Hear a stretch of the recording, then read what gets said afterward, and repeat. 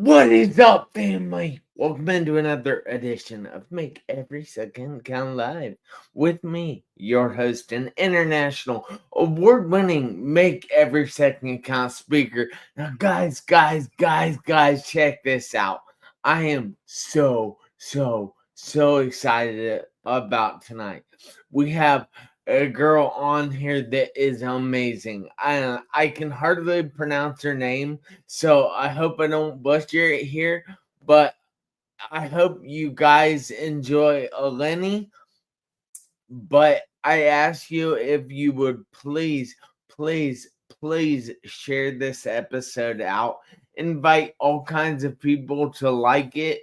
Invite them to watch it too. Should have said that first. And then don't forget to keep the comments coming. We want to have a conversation instead of making just a presentation.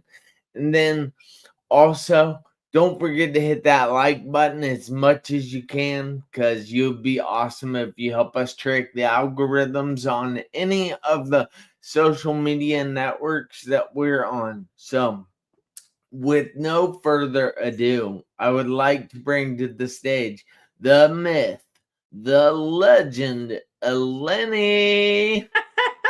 Well, I have to say that is probably the most spectacular introduction I have ever had for an interview or anything really. So thank you so much, Jeff.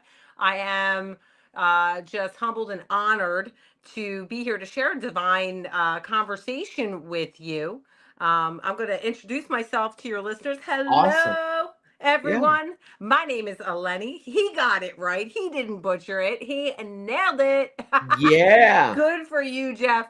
I am the founder of Eleni.life. I'm a mother, an international speaker, a two-time international best-selling author. I'm a quantum Woo. healer, and I am a creative genius, a mad hatter at Three Little Birds Custom. So I make my passion is I make hats on the side.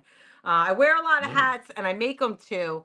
I also have a program that is in elementary schools called the Empower Mentor Movement, where we begin to introduce positive mindset skills, kind of a little bit of a gap I feel in the curriculum. So I'm happy to be a part of positive change in young minds as they move into Wow. the future.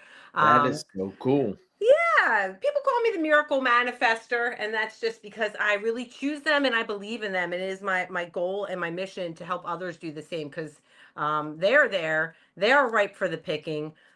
So if you can choose them and deliberately look for them, they will show up more and more in your experience. And that's what I love. That's like my favorite message. But I'm happy to be here. What are we going to chat about today, Jeff? What are we That talking is about? that is really cool that you have done all that and you do all that. Yeah. I am inviting some people on my phone here at the minute. So if you give me just a second, we will go ahead and jump in. But so, all right, my background is when I was 17, I spent 2.5 months in a coma and 3.5 in the hospital after a severe car accident. They told me I wouldn't walk again, but guess what? Here I am now, and I'm not stopping doing anything anytime soon. So get on board or just take a seat. Jeff, I love this. It's something you actually don't know about me. For listeners out there, there's a bit of a rapport that happens between a guest and a host before shows come on. And one of the things you don't know about me, Jeff, is that about 6 years ago, I had this voice that kept telling me to quit my job as a single mom. And I did it. I just followed it. I didn't quite understand why. And I was divinely led to a young man who was 17 at the time. He was in a bad car accident. He Wow. was in a coma. And they were telling his mother that he would never walk again and that his quality of life would be very, very poor. And she reached out to me because I'm known for healing work at that time, mostly Reiki. But I had been learning new things about the work of Dr. Joe Dispenza and what's possible with the mind, and when you really tap into the subconscious mind and you focus it. So I just looked at her. I said, I want you to do one thing, and that's to believe in Tyler more than you believe in anything that anybody's saying to you. You need to block that out of your mind. And I'd never meditated before, but I quit my job and I was like, I'm going to start meditating. So as I'm working with this young man, I'm meditating every day. I'm getting this guidance, make him audio tracks.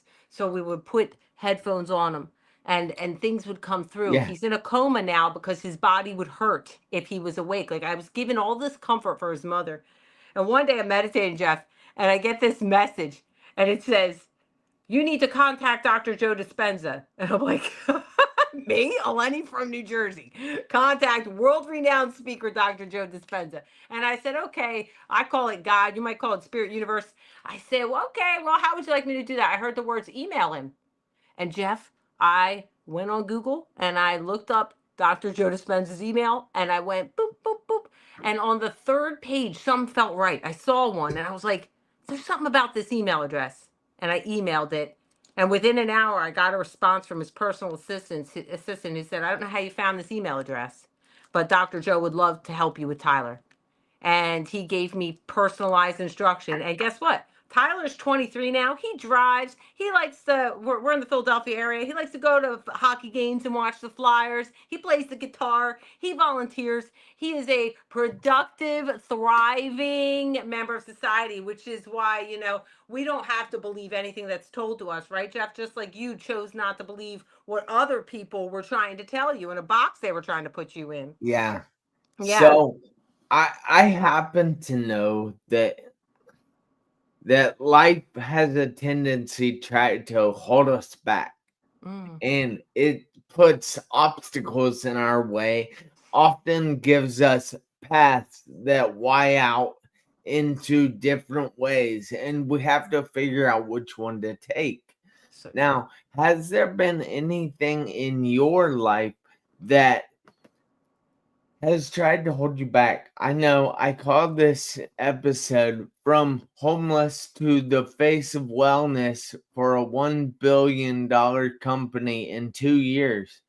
So if you would like, you could tell us a little bit about being homeless and then becoming the face.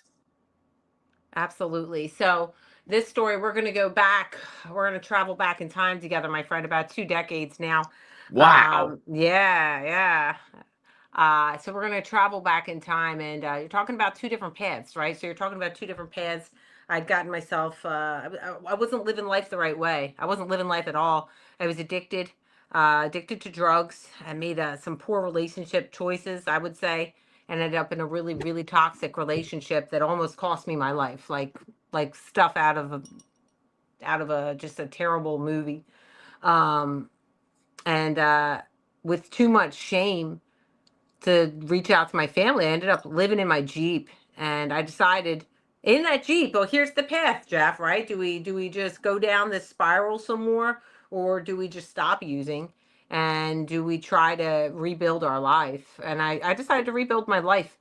And in my Jeep, I got sober. I just stopped. And I just said, I'm going to stop. Wow. And I just stopped. And I remembered here that my mom used to have this book, and it was called The Secret. And in that book, I remember reading it, but probably when I was 15 years old.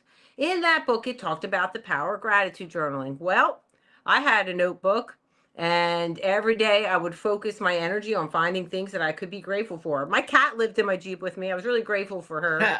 Yeah, she was great. She lived to be 18. She was amazing.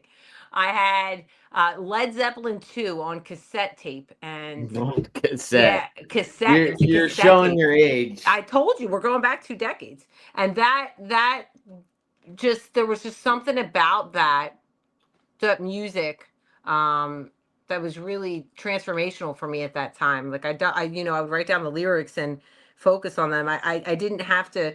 I could train in the park. So I found a love for fitness. I started working out in the park. I had a place I could shower. I was really grateful for that. And every day I just started to focus more on finding whatever I could be grateful for. And law of attraction isn't a lie. What you focus on grows. So focus on gratitude, get more to be grateful for.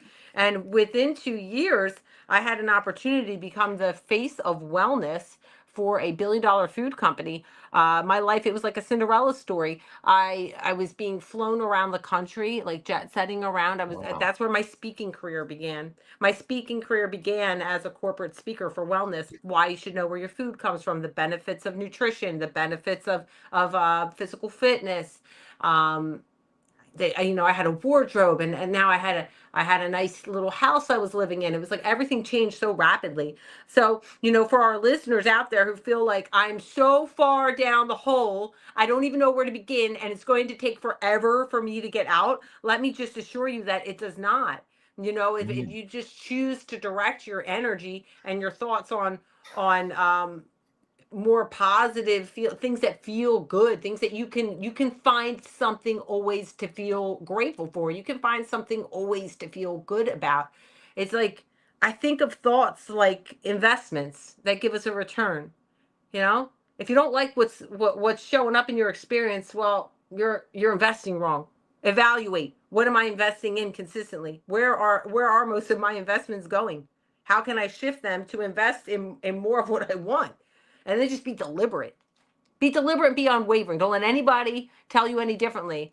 Because something wasn't possible for them or their brother-in-law or blah blah blah blah blah. It's, well, my sister was an addict and it took her years to get her life together. Like, you don't have to believe other people's stories. You get to write your own.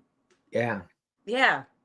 That is so awesome. I mean, so I have a topic that I like to talk on, and that is that I wish that everybody out there would actually just learn from other people. They listen to other people a lot, but they don't actually take those lessons that this person has learned and apply them to their own life. And that is where I think we are missing out, because there are a lot of things that I learned from going through my car accident and going through everything that I've been going through in the 23 years since. And I try to teach people those things. I try to help people see that they can be happy now. They can achieve whatever they want now. They just have to put their mind to it.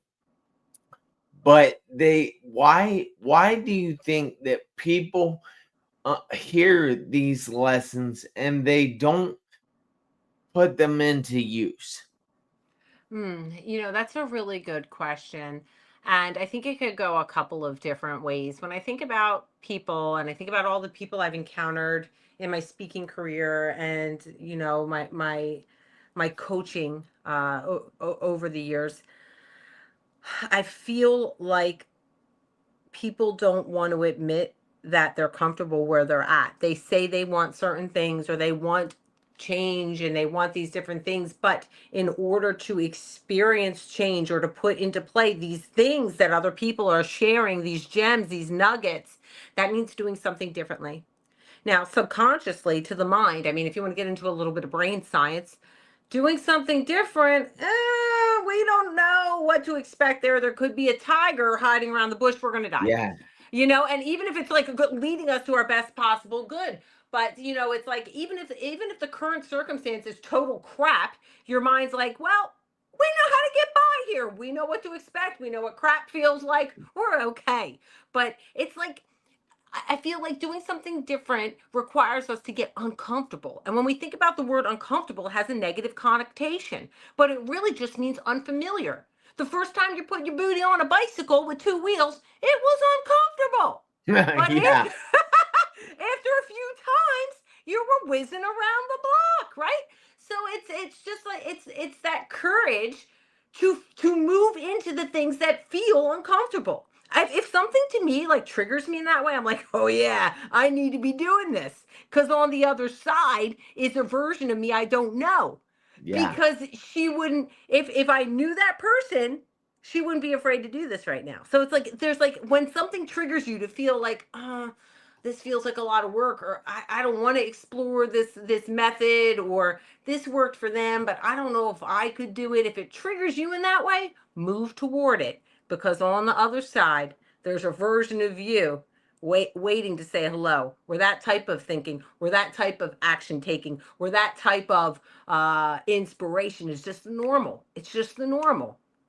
Yeah. And it would be so awesome if people would actually learn these things that say, like, that I have to teach without going through what I had to go through to learn them.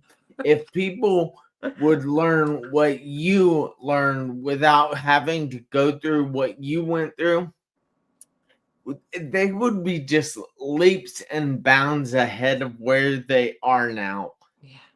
Yeah. It's just amazing to me that people don't actually, they'll listen, but they won't apply. Yeah. I mean, do you ever feel like there's like this part of the being the human, like the ego, as some label it, or the shadowy aspect, it like literally like suffrage, like there needs to be, like, I need to suffer to become that next version. Yeah. Whereas they can't, where they see, like, here's Eleni and Jeff, we're giving you some gems here. You don't have to suffer. You don't need to suffer. You can bypass it altogether. Yeah. Yeah, but there's like this weird programming, I feel, amongst people, where it's like suffering and then the reward, suffering and then the growth, and it just simply isn't true. It's an outdated model. It's an outdated model of thinking. Yeah. So, but one thing that I have learned, you'll have to tell me if this is the same for you or not, is like when I went through what I went through, or when other people go through things, that life is trying to teach us something. Yeah.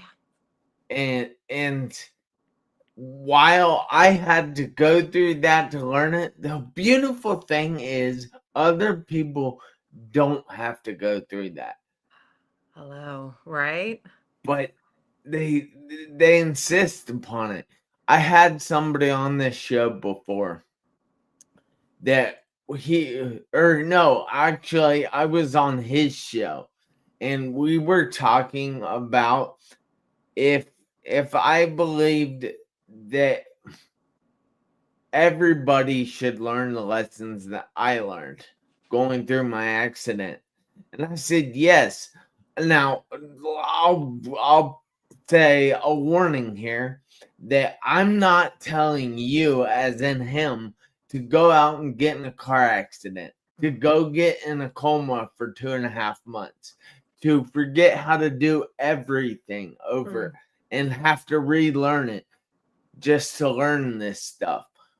But you know what?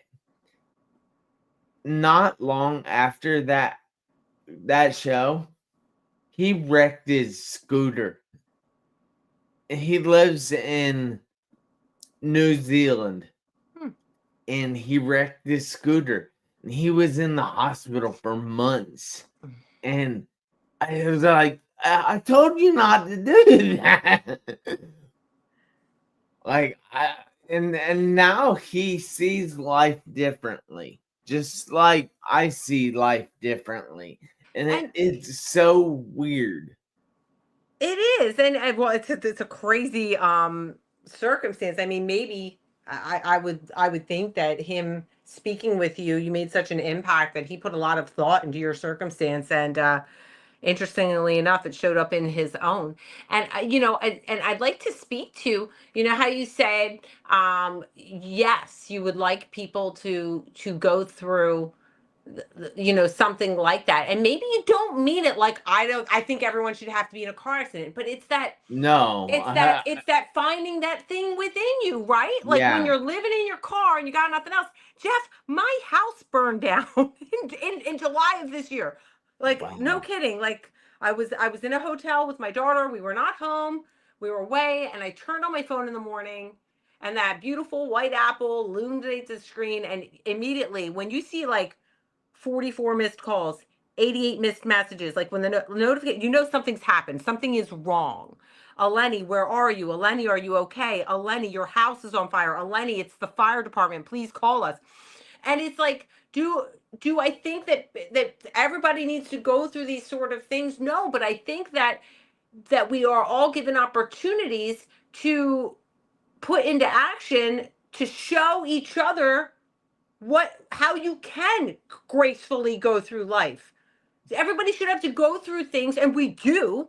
It's, do we do it, in a way where it can serve, Yeah. where it can serve in a bigger way. Everything serves, because then there's like okay, don't do that. Yeah. Yeah. So do we respond in a way that can inspire others? I the second I found out what happened, I looked at my daughter and I said, Zoe, we have a choice to make. She was 8. She's 9 now. She was 8. This was just this past summer. I said, baby, we have a choice to make. We either decide that this is God working a miracle in our life, and we are going to be catapulted ahead. This is going to open doors for blessings. We're going to get to experience love in ways we've never experienced it, and we're going to do amazing things with this story. Or path B, we can decide that this is the worst thing that's ever happened to us, and we can sing that story over and over again. Well, we chose option A. And I chose to share that. Like, I literally, Jeff, I stood on the smoking rubble of my house. And I went on and I said to people, I'm like, I'm choosing to see this as a miracle. And if you want to help me and my daughter, you need to believe that right along with us. Like, I am asking for your belief with me that this is a miracle. Don't see me as suffering. See me as choosing to call this situation a miracle. And that's where it comes in. We should all go through stuff to inspire others. Yeah. Now, what I was saying was, I don't want people to have to go through things. If they can learn from me going through something, or they can learn from you going through something, that would just save them all kinds of pain, heartache, and time. I agree. But Jeff, do you not agree that there will be a time when they are in a life situation that's going to require them to pull forth that gem that they took from Jeff, that little nugget they took from Eleni? And that's what you and I are hoping for. That's why we do what we do. That's why we share our stories. Yeah. 100. And then they get to be, then here they are in a big life situation, doing what we did, making the choice, but without the suffering. Because I think you and I are both at a point now where we're like, I'm not going to choose the suffering route. Like, I literally, like this summer, I decided I'm not going to choose the suffering route. And I know you, placed in situations now, at this point in your life, you're not going to choose the suffering route. Yeah. Well, I want to take a minute here and say hello to Nicole, Hi, to Nicole. Ray, Hi, Ray. to Ben Bruce, to Yep. Drew, to Charity. And I also want to point out that Ben Bruce said, "Hey, Eleni, it's a real pleasure to have you here today." And Thank you. then he's just said, "That's pretty awesome," about what we were just talking about, saving somebody else's from going through something. And I always say that, I gotta think how to say this. I always say that, oh, hi Terrence. Good to see you. Terrence Leftridge is in the house. Says hi, Jeff and Eleni. So Hello. we thank you so much for watching, Terrence. But I always say that we have a choice, and you were saying choices there. That is a big part of what you went through. But I say we have the choice when we are going through something. We have a choice. We can just go through it and suffer, or we can grow through it and come out the other side stronger.